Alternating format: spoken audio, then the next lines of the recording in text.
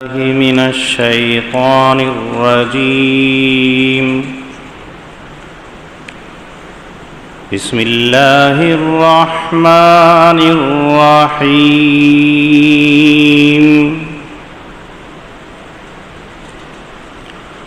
ولقد أرسلنا نوحا إلى قومه إني لكم نذير مبين ألا تعبدوا إلا الله إني أخاف عليكم عذاب يوم أليم. وقال الملأ الذين كفروا من قومه ما نراك إلا بشرا مثلنا وما نراك اتبعك إلا الذين هم أراذلنا بادي الرأي وما نرى لكم علينا من فضل بل نظنكم كاذبين. قال يا قوم أرأيتم إن كنت على بينة من ربي وآتاني رحمة من عنده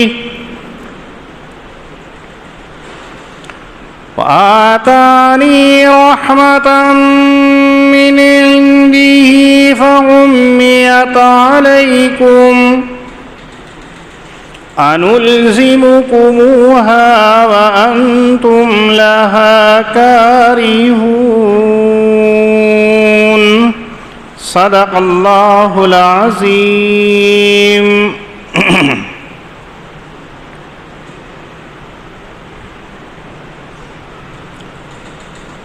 سورہ ہود کی 45ویں آیت کریمہ.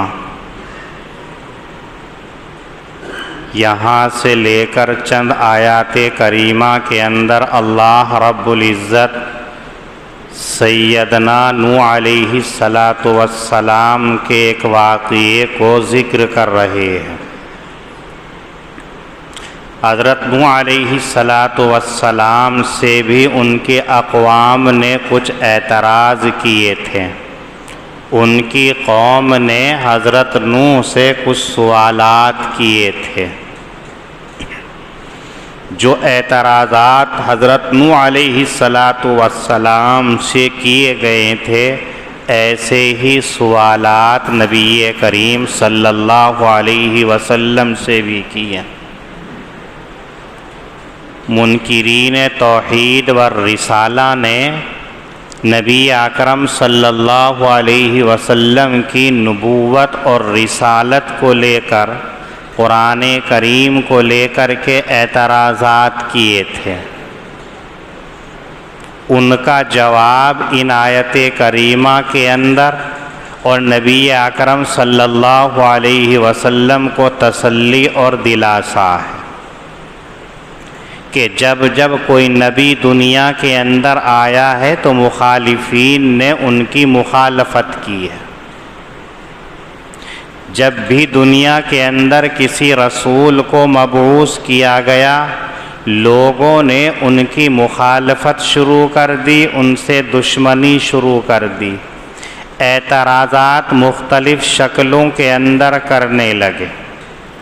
پہلی آیت کریمہ کے اندر اللہ تعالی حضرت نوح علیہ السلام کے بارے میں یہ کہہ رہے ہیں کہ ہم نے ان کی قوم کی طرف نوح کو پیغمبر بنا کر کے بھیجا، جبکہ ان کی قوم جو ہے وہ نافرمانیوں کے اندر، سرکشی کے اندر حد سے زیادہ بڑھ چکی تھی. ان کو سمجھانے کے لیے، راہ راست پر لانے کے لیے حضرت نوح علیہ السلام کو بھیجا جو انہی کی قوم کے ایک فرد تھے. انہوں نے آ کر کے یوں کہا انی لکم نذیر مبین، میں تمہیں ڈراتا ہوں صریح طور پر اللہ رب العزت سے، مجھے ڈر ہے جو بات میں تمہیں بتا رہا ہوں بالکل واضح طور پر ہے۔ یاد رکھیے کس بات سے ڈراتا ہوں، اللہ تعبدوا الا اللہ، تم اللہ کے سوا کسی کی پرستش نہ کرنا، تم اللہ کے علاوہ کسی کو معبود نہ ماننا۔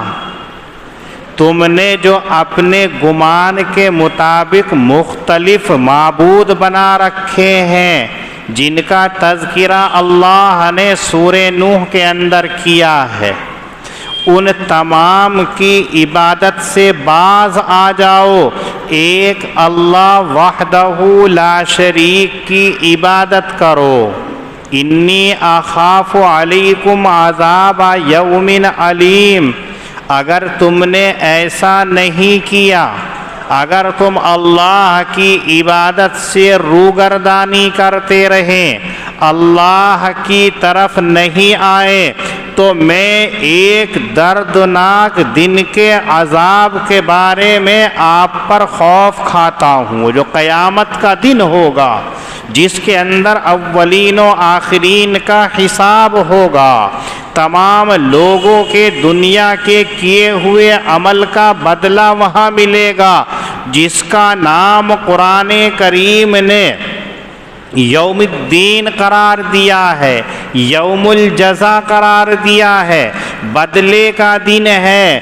وہ دن اگر نافرمانی کرنے والے لوگ وہاں ہوئے تو حضرت نوح علیہ السلام کہہ رہے ہیں پھر اس دن بڑا تکلیف دہ عذاب ہوگا، خطرناک عذاب ہوگا، اور دن کی صفت لائیں علیم، دردناک دن کے عذاب کے بارے میں مجھے خوف ہے کہ کہیں تم اس دن کے اندر مبتلا عذاب نہ ہو جاؤ، گرفتار عذاب نہ ہو جاؤ، اس لیے تم سب چیزوں کو چھوڑ دو، ایک رب کی طرف آ جاؤ۔ فقال الملأ الذین کفروا من قومہ، یہاں سے حضرت نوح علیہ السلام کی قوم نے جو اعتراضات کیے تھے حضرت نوح علیہ السلام کے اوپر، ان اعتراض کو ذکر کر رہے ہیں۔ پہلا اعتراض ان لوگوں نے جو اللہ کی نافرمانی کرنے والے تھے، اپنے آپ کو سردار اور چودھری کہا کرتے تھے۔ قرآن کریم کا لفظ ہے الملأ، ملأ ان لوگوں کو کہا جاتا ہے جو معاشرے کے اندر چودھری سمجھے جاتے ہیں، برسر اقتدار سمجھے جاتے ہیں، جو اپنے آپ کو سرپنچ کہتے ہیں، مکھیا کہتے ہیں، ایسے لوگوں کو ملأ۔ اور کچھ حضرات فرماتے ہیں کہ ملأ ان لوگوں کو کہا جاتا ہے جو ایک جماعت، ایک تنظیم اور ایک پارٹی کی شکل کے اندر ہوتے ہیں، کہ جماعت کے اندر طاقت، تنظیم کے اندر طاقت، پارٹی کے اندر طاقت ہوتی ہے، ایسے لوگ جو اللہ کی نافرمانی کرتے تھے۔ ان لوگوں نے پہلا اعتراض حضرت نوح علیہ السلام سے یوں کیا، ما نراک الا بشرا مثلنا،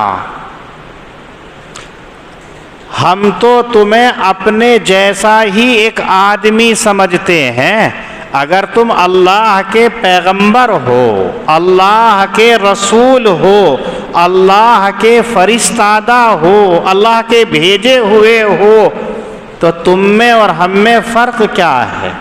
ان لوگوں کے ذہنوں کے اندر یہ بات تھی کہ جو اللہ کا نائب بن کے آ رہا ہے، جو اللہ کا رسول اور نبی بن کے آ رہا ہے، وہ انسانوں سے علاوہ دوسری مخلوق ہونی چاہیے، ورنہ جیسا یہ کھاتا ہے ایسے ہی ہم کھاتے ہیں، جیسے ہم سوتے ہیں ایسے یہ سوتا ہے، جیسے ہم جاتے ہیں ایسے یہ جاتا ہے، جیسے اعضاء ہمارے ہیں ایسے ہی اعضاء اس کے ہیں، غرض جب ساری چیزیں ہماری جیسی ہیں تو ہماری عقل میں تو یہ بات نہیں آتی ہے کہ یہ تو کہے میں اللہ کا رسول ہوں اور مجھے اللہ رسول نہ بنائے، ایسا نہیں ہو سکتا ہے۔ ان لوگوں کے ذہن کے اندر یہ بات آ چکی تھی کہ جو نبی اور پیغمبر ہونا ہے وہ انسانوں میں سے نہیں ہونا چاہیے، ما فوق الفطرت یا ما فوق العادت ہونا چاہیے، انسانوں کے علاوہ دوسرا ہو جو ہماری رہنمائی کر سکے۔ یہ اعتراض کیا، اور یہی اعتراض نبی اکرم صلی اللہ علیہ وسلم کے زمانے کے لوگوں نے آپ علیہ السلام سے بھی کیا تھا، لیکن اللہ نے انسانوں کی رہبری کے لیے انسانوں ہی کو بھیجا۔ اس کے اندر بڑی مصلحتیں اور بڑی حکمتیں ہیں۔ اگر تھوڑی دیر کو یہ فرض کر لیں کہ بجائے اللہ انسانوں کے رسول بھیجنے کے کسی فرشتے کو نبی بنا کر کے بھیج دیتے، کسی ملائکہ کو پیغامبر بنا کر کے بھیج دیتے، تو ایسی صورت کے اندر انسان قیامت میں اللہ کے سامنے یوں کہہ سکتے تھے کہ یہ تو فرشتہ ہے، یہ تو ملائکہ ہے، ان کے اندر تو گناہ ہو ہی نہیں سکتا ہے، چونکہ گناہ کا مادہ اللہ نے حضرت انسان کے اندر رکھا ہے۔ اس انسان کے اندر اللہ نے خیر اور شر دونوں رکھی ہیں۔ کلو مرکب من الخطا والنسیان، آقا صلی اللہ علیہ وسلم فرما گئے ہیں کہ اس کے ساتھ میں ملکوتی صفات بھی، اور اس کے ساتھ میں خواہشات نفسانی بھی، اور اس کے ساتھ میں جانوروں کی صفات بھی رکھی گئی ہیں۔ انسان کے اندر تمام صفات اور تمام خوبیاں رکھی گئی ہیں، اور اسی کے ساتھ اس کے اندر برائی بھی ہے اور شرارت بھی ہے۔ ان تمام کے مجموعے کے اندر صفات قبیحہ کو چھوڑ کر کے صفات عظیمہ اور صفات حسنہ کے اوپر عمل کرے، یہ ہے انسان ہونے کا کمال۔ جس کے اندر مادہ ہے گناہ کا، وہ اس مادے پر کنٹرول کر کے اپنے رب کی عبادت کرے، یہ کمال ہے۔ اور جس کے اندر وہ مادہ ہی نہیں تو وہ کرے نہ کرے کیا ہوگا؟ اس کو یوں سمجھیے کہ ایک بینا آدمی ہے جو دیکھنے والا ہے، بصارت ہے، بینا ہے، وہ دیکھ سکتا ہے۔ اگر لڑکی یہاں اجنبیہ آ کر کے کھڑی ہو جائے اور اس سے کہا جائے لا تنظر الیہ، اس کی طرف مت دیکھو، اللہ نے منع فرمایا ہے، اجنبیہ کو دیکھنا ناجائز اور حرام ہے، غیر محارم کو دیکھنا حرام ہے، تم مت دیکھو، یہ رک جاتا ہے تو یہ ثواب۔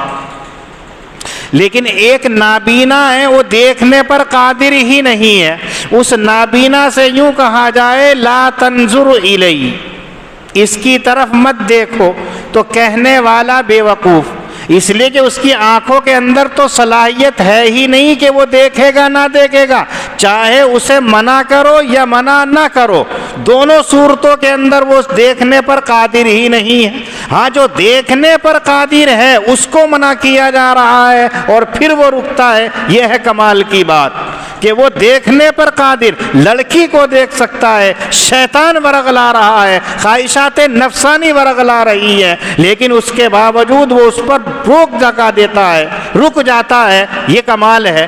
تو انسان کو اللہ نے نبی اسی لیے بنایا کہ نبی کے اندر بھی وہ تمام مادے ایسے ہیں جیسے اور انسانوں کے اندر ہے، لیکن اپنے رب کے حکم کے آگے ان تمام خبیث مادوں کو ختم کر دیتا ہے، گناہ کی طرف نہیں جاتا ہے، اور وہ انسانوں کی طرح عبادت کر کے دکھلاتا ہے کہ دیکھو میں بھی انسان ہوں، میں عبادت کر رہا ہوں، تم بھی انسان ہو، تم بھی عبادت کرو، میں بھی گناہوں سے رک رہا ہوں، تم بھی گناہوں سے رک جاؤ۔ تو دونوں ایک دوسرے کی حالت سے واقف ہوتے ہیں۔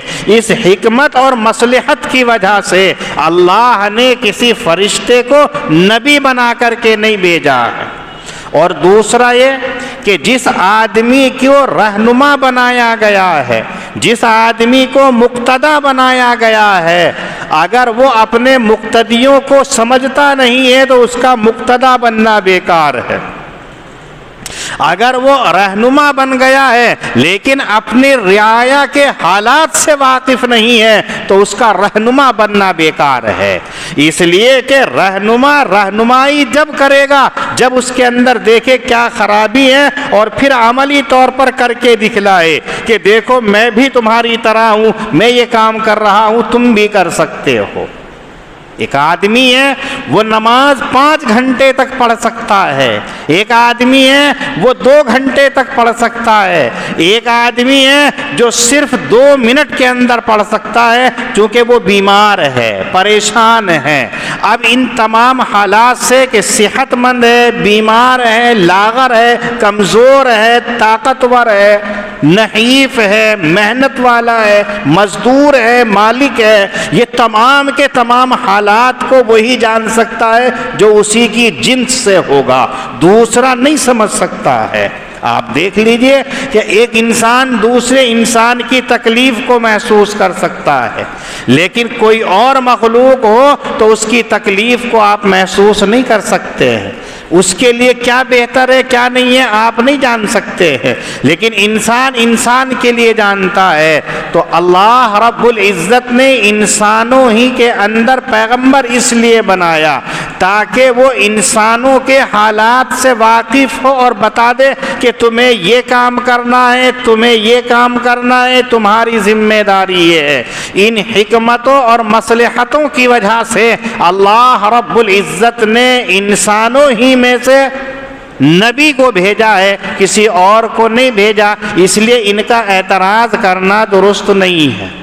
وَمَا نَرَاكَ اتَّبَعَكَ إِلَّا الَّذِينَ هُمْ أَرَاذِلُنَا بَادِيَ الرَّأْيِ۔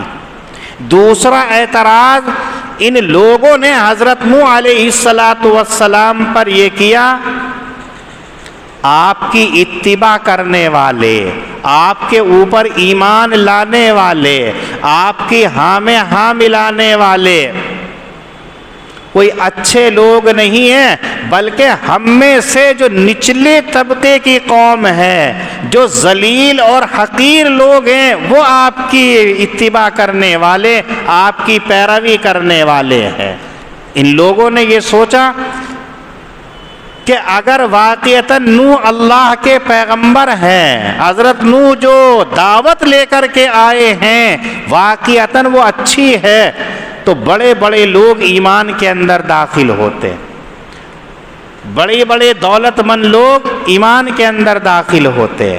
نوح کی بات ماننے والے سردار ہونے چاہیے، قوم کے مقتدی ہونے چاہیے، چودھری اور سرپنچ ہونے چاہیے۔ یہ کیا کہ نوح کے پیچھے جو ہے کوئی غریب چل رہا ہے، کوئی حقیر چل رہا ہے، کوئی ذلیل چل رہا ہے، کمتر لوگ چل رہے ہیں، یہ تیرا کوئی دین اچھا دین نہیں ہے۔ یہ اعتراض کیا حضرت نوح علیہ السلام پر۔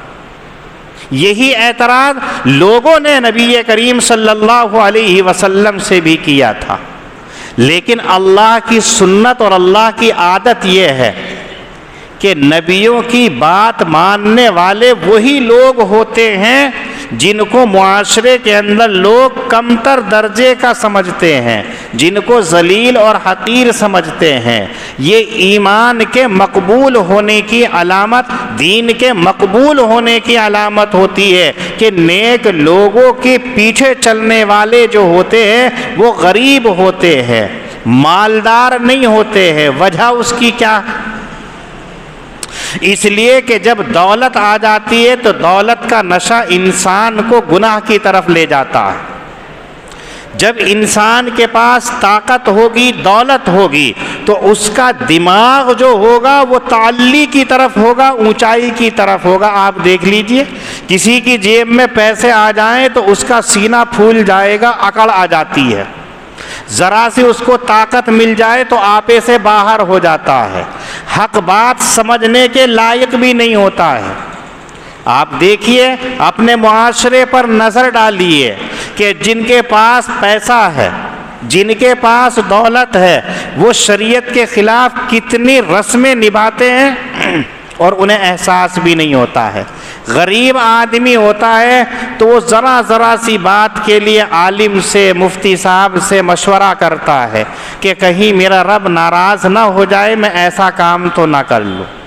شادی کرنی ہے، نکاح کیسے ہونا چاہیے، چھوارے کیسے تقسیم ہونے چاہیے، نکاح کی مجلس مسجد کے اندر قائم کون سی نماز کے بعد ہونی چاہیے، اور مالداروں کی طرف جائیے نظر ڈال کر کے تو وہاں آتش بازیاں ہوں گی، وہاں پر جو ہے ویڈیو اور فلم بنائی جائے گی، وہاں پر عریانیت اور فحاشیت کا ننگا ناچ ہوگا، اور تمام لوگ ان کو واہ واہ کریں گے کہ ہاں بہت اچھا کر رہا ہے۔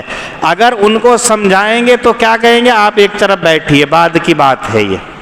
کیوں؟ اس لیے کہ دولت کا نشہ ایسا ہوتا ہے کہ رب سے غافل کر دیتا ہے۔ اسی واسطے نبی کریم صلی اللہ علیہ وسلم نے دولت کو پسند نہیں فرمایا ہے، آپ نے اس چیز کو پسند کیا کہ ایک وقت کھانا کھاؤں اور دوسرے وقت بھوکا سو جاؤں۔ آپ صلی اللہ علیہ وسلم نے اگر چاہتے تو اللہ رب العزت کی طرف سے جب یہ پیش کہا گیا تھا کہ اگر آپ کہیں تو سونے اور چاندی کے پہاڑوں کو آپ کے ساتھ چلنے کا حکم دے دیا جائے، لیکن آپ نے پسند نہیں فرمایا۔ کیوں؟ اس لیے کہ جب مالداری آ جائے گی تو حق بات سمجھنے اور حق بات سننے کے اس کے اندر سے مادہ ختم ہونے لگتا ہے۔ آپ دین کے شعبے کے اندر نظر ڈال کر کے دیکھیے کہ جتنے مدارس اسلامیہ کے اندر پڑھنے والے بچے ہوتے ہیں، یہ کون سے بچے ہوتے ہیں، اور اسکول، کالج، یونیورسٹیوں کے اندر دیکھیے ان کے اندر پڑھنے والے بچے کن کے بچے ہوتے ہیں؟ غریبوں کے بچے نظر نہیں آئیں گے وہاں۔ مدارس اسلامیہ کے اندر غریبوں کے بچے آتے ہیں، کیوں؟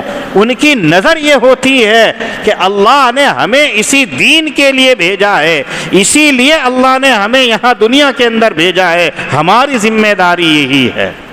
اور جب مال آ جاتا ہے تو ان کے اوپر مادیت کا چشمہ لگ جاتا ہے، پھر وہ اس تعلیم کو، اس دین کو دوسرا درجہ دیتے ہیں۔ پہلا درجہ کالجوں کا ہوتا ہے، یونیورسٹیوں کا ہوتا ہے۔ ہم داخلوں کے لیے مارے مارے پھرتے ہیں، ایڈمیشنوں کے لیے مارے مارے پھرتے ہیں، فیس دیتے ہیں، ساری چیزیں نظر آتے ہیں، اور غریب کیوں؟ اس لیے کہ دین کی اتباع کرنے والے حضرت آدم علیہ السلام سے لے کر کے اب تک یہی ہے کہ وہ غریب طبقہ ہے۔ آپ نے پڑھا ہوگا، تقریروں میں سنا ہوگا کہ جب نبی کریم صلی اللہ علیہ وسلم نے نبوت کا اعلان کیا، کچھ لوگ ایمان کے اندر داخل ہو گئے، تو کفار مکہ نے آپ کا جینا اور آپ کے ماننے والوں کا جینا دو بھر کر دیا، تو آپ نے ہجرت کی اجازت دے دی، تو کچھ لوگ جو ہیں حبشہ کی طرف چلے گئے تھے، اور کچھ لوگ روم کی طرف چلے گئے تھے۔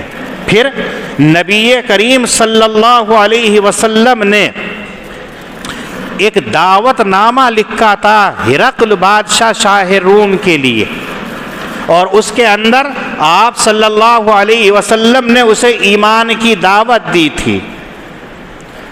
تو قیصر قیصر نے، شاہ روم نے لوگوں کو اکٹھا کیا، اور وہ لوگ جو نبی کریم صلی اللہ علیہ وسلم کو دیکھ چکے تھے، ایمان لا چکے تھے، جن میں حضرت جعفر طیار رضی اللہ تعالی عنہ بھی تھے، ان کو بھی بلایا، اور ہرقل نے یہ معلوم کیا کہ یہ بتاؤ مکے کے اندر محمد ابن عبداللہ نامی شخص نے جو نبی ہونے کا دعویٰ کیا ہے، اس کے ماننے والے کون لوگ ہیں؟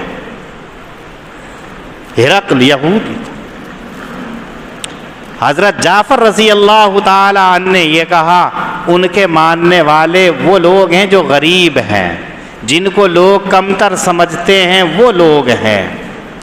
تو ہرقل نے کہا اگر واقعتاً محمد ابن عبداللہ کے ماننے والے غریب لوگ ہیں تو یقیناً وہ سچے نبی ہیں اور ان کا مذہب سچا ہے، اس لیے کہ اللہ کی عادت یہی ہے، ہم تورات و انجیل کے اندر پڑھتے آ رہے ہیں، کتابوں کے اندر پڑھتے آ رہے ہیں کہ نبی کے ماننے والے ہمیشہ غریب طبقہ ہوا کرتا ہے۔ معلوم یہ ہوا کہ غریب ہی ایمان کے اندر سب سے پہلے آتے ہیں۔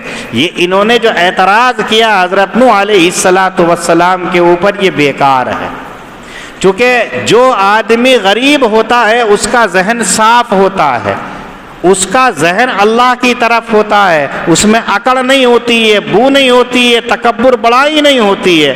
اور جس کے اندر طاقت کا نشہ آ جائے، چاہے حکومت کا نشہ ہو، چاہے پیسے کا نشہ ہو، چاہے ساتھی کا نشہ ہو، تو پھر وہ حق بات سننے اور کہنے کی صلاحیت کو ختم کر دیتا ہے۔ تو یہ اعتراض بھی درست نہیں۔ وَمَا نَرَاكَ لَكُمْ عَلَيْنَا مِنْ فَضْلٍ، تیسرا اعتراض ان لوگوں نے یہ کیا، اے نوح ہم تمہیں اور تمہارے ماننے والوں کے اندر کوئی اچھائی نہیں دیکھ رہے ہیں کہ جو ہمارے اوپر فضیلت رکھنے والی ہو، تمہارے اندر کوئی کمال ایسا نہیں، تمہارے اندر کوئی خوبی ایسی نہیں، تمہارے اوپر کوئی ایسی چیز نہیں کہ جس کی وجہ سے تم ہم سے اوپر کے درجے کے ہو، بلکہ ہم تو گمان یہ کرتے ہیں تم پکے جھوٹے ہو۔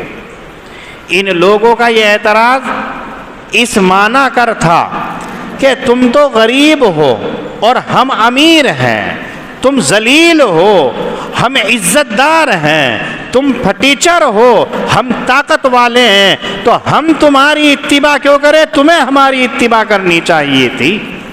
اگر کسی وجہ سے تم اللہ کے نبی ہو تو تمہارے پاس کم سے کم دولت ہونی چاہیے تھی۔ کیوں؟ انہوں نے اپنے حالات کے اوپر حضرت نوح علیہ السلام کو قیاس کیا کہ دنیا کے لوگوں کا یہ دستور ہے، جو حکومت لاتا ہے، جو اپنے آپ کو بڑا بنانا چاہتا ہے، چودھری بننا چاہتا ہے، سرپنچ بننا چاہتا ہے، تو وہ دولتوں کی بارشیں کرتا ہے۔ آپ نے دیکھا ہوگا اپنے علاقے کے اندر بھی کہ جب کوئی نیتا الیکشن کے اندر کھڑا ہوگا تو وہ آپ کے لیے کتنے ہدیے بھیجے گا، کتنی دعوتیں کرے گا، کتنے تبرکات کرے گا، یہ سب آپ کو معلوم ہے۔ مدرسے کے نام پہ ایک پیسہ نہیں دے سکتا ہے، مسجد کے نام پہ ایک پیسہ نہیں دے سکتا ہے، لیکن الیکشن میں اگر کھڑا ہو گیا ہے تو گھر گھر بلا کر کے سب کو ڈبہ بھجوائے گا مٹھائی کا، دیگے چلوائے گا، کھانا کھلوائے گا۔ اور جو ساتھ میں لگنے والے ایجنٹ اور دلال ہوتے ہیں تو ان کی جیبوں کو گرم کر کے رکھے گا، اور وہ پیسہ جو ہے غربا کے اندر لوگوں کو ووٹ دینے کے لیے تقسیم کریں گے۔ یہ ایک دنیا کا دستور ہے، اب سے نہیں پہلے سے ہی ہے۔ کیوں؟ اس پیسے کے ذریعے سے اپنی طرف لاتا ہے۔ ایسے ان لوگوں نے حضرت نوح علیہ السلام سے کہا تیرے پاس تو دولت نہیں ہے، تیرے پاس تو پیسہ نہیں ہے، تیری بات کون مانے گا؟ تیرے اندر کوئی بڑائی نہیں، یہاں دولت ہوتی تو ہم تیری بات مانتے، تو کم سے کم ہماری جیبیں تو گرم ہوتی۔ بل نظنکم کاذبین، ہم تو تجھے جھوٹا سمجھتے ہیں۔ اور دوسرا اس کہنے کا مطلب یہ تھا کہ تیرے ماننے والے تو غریب ذلیل حقیر لوگ ہیں اور ہم امیر ہیں، عزت دار ہیں، سرمایہ دار ہیں، اگر ہم بھی ایمان کے اندر داخل ہو گئے تو ان لوگوں میں اور ہم لوگوں میں کیا فرق؟ جبکہ اسلام کا معیار یہ ہے کہ ایک ہی صف میں کھڑے ہو گئے محمود و ایاز، نہ کوئی بندہ رہا نہ کوئی بندہ نواز۔ شریعت اسلامیہ کے اندر مالک اور مملوک دونوں برابر ہیں۔ شریعت کی نظر کے اندر امیر اور غریب دونوں برابر ہیں، نماز پڑھیں گے تو برابر کھڑے ہو جائیں گے۔ شریعت نے اونچ نیچ کو نہیں رکھا ہے، اس چیز کو شریعت نے ختم کیا ہے کہ سب ایک جیسے ہیں، سب برابر ہیں۔ تو ان لوگوں کے ذہنوں کے اندر تعلی تھی کہ نو تیرے ماننے والے تو غریب ہیں، ہم نے اگر تیری بات مان لی تو جہاں یہ غریب بیٹھتے ہیں وہیں ہمیں بیٹھنا پڑے گا، جس پلیٹ میں یہ کھاتے ہیں اس میں ہمیں کھانا پڑے گا۔ ہم ایسی بات نہیں کرتے، ہم ایمان نہیں لانے کے ہیں۔ قال یا قوم ارائیتم، ان کے اعتراضات سن کر کے حضرت نوح علیہ السلام نے یہ کہا بھائی بھلا کیا ہو اگر میں اپنے رب کی طرف سے سیدھے راستے پر ہوں اور میرے رب کی طرف سے میرے اوپر رحمت، نبوت اور رسالت کی شکل کے اندر بھیج دی گئی ہے، فَأُمِّيَتْ عَلَيْكُمْ، اور تمہاری نظروں سے اس رحمت کو، دولت کو مخفی رکھا ہے، تو میں تمہیں مجبور تو نہیں کر سکتا ہوں کہ تم ایمان کے اندر داخل ہو جاؤ جبکہ تم اس سے بیزار ہو۔ مطلب حضرت نوح علیہ السلام کا یہ تھا کہ تمہاری آنکھوں کے اوپر ابھی ایسی اینک لگی ہوئی ہے جو حق کو دکھلائی نہیں دیتی ہے، جو حق بات دیکھ نہیں سکتی ہے، آپ نے دنیا داری کی نظر سے دیکھا ہے، لہذا اس چشمے کو اتار پھینکیے۔ آج بھی ہمارے اندر، مسلمانوں کے اندر یہ خرابی آ رہی ہے کہ ہم اپنے اینگل سے سوچتے ہیں، اپنے معیار سے سوچتے ہیں، اپنی طرف سے سوچتے ہیں، جو ہمیں اچھا لگتا ہے تو وہ دین ہے، جو ہمیں اچھا نہیں لگتا ہے تو وہ دین نہیں ہے۔ ہم عالموں پر اعتراض کر دیں گے، علماء پر اعتراض کر دیں گے، ائمہ پر اعتراض کر دیں گے، محدثین پر اعتراض کر دیں گے، فقہاء اور مجتہدین پر اعتراض کر دیں گے، حتیٰ کہ ہم اسلام کے اوپر بھی اعتراض کر دیتے ہیں، لیکن یہ اعتراض ہمارا قصور ہوتا ہے، ہماری نظر کا قصور ہوتا ہے، ہمیں وہ چیز نظر نہیں آتی ہے جیسا کہ حضرت نوح علیہ السلام کی قوم کو نظر نہیں آ رہی تھی۔ ہم ظاہری حالت سے دیکھتے ہیں، حقیقت حال سے نہیں دیکھتے ہیں، اس لیے امت مسلمہ کا پہلا فریضہ یہ ہے کہ اپنے نبی صلی اللہ علیہ وسلم کی اتباع کریں، جس حال کے اندر ہیں اس پر کریں، اور اللہ نے جس انسان کو ہماری رہنمائی کے لیے، ہماری رہبری کے لیے منتخب کر لیا ہے، آمنا وصدقنا کہیں۔ اگر ہم نے ایسا کیا تو ہم فلاح یاب، اور اگر ہم نے ایسا نہیں کیا تو ہم ذلیل و رسوا ہیں، آخرت کے اندر بھی اور دنیا کے اندر بھی۔ وَلَقَدْ أَرْسَلْنَا نُوحًا إِلَىٰ قَوْمِهِ، اور یقیناً ہم نے نوح کو بھیجا اس کی قوم کی طرف۔ انی لکم نذیر مبین، نوح علیہ السلام نے کہا کہ میں تمہیں ڈرانے والا ہوں صریح طور پر، اللہ تعبدوا الا اللہ، اس بات سے کہ تم اللہ کے سوا عبادت نہ کرو۔ انی اخاف علیکم عذاب یوم علیم، میں خوف کرتا ہوں تمہارے اوپر دردناک دن کے عذاب سے۔ فقال الملأ الذین کفروا من قومی، کہا ان لوگوں نے جو نافرمان تھے حضرت نوح کی قوم میں سے، ما نراک الا بشرا مثلنا، نہیں دیکھتے ہیں ہم تجھ کو مگر کہ ایک آدمی اپنے ہی جیسا، وما نراک اتبعک الا الذین هم اراذلنا بادی الرأی، اور ہم نہیں دیکھتے ہیں تیری اتباع کرنے والے مگر کہ وہ لوگ جو ہماری قوم میں نیچ ہے بلا تعمل۔ وما نرى لكم علينا من فضل، اور نہ ہی ہم دیکھتے ہیں تمہارے لیے اپنے اوپر کوئی فضیلت بڑائی، بل نظنكم كاذبين، بلکہ ہمارا خیال ہے کہ تم سب جھوٹے ہو۔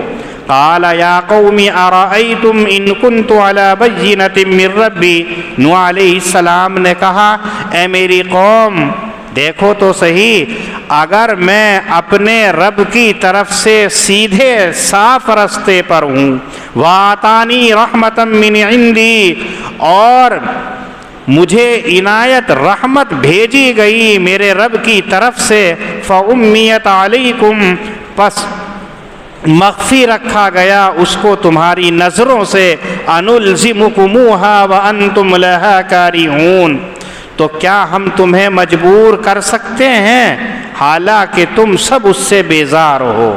اللہ پاک ہم سب کو دین کی صحیح سمجھ عطا فرمائے۔ وآخر دعوانا ان الحمد للہ رب العالمین۔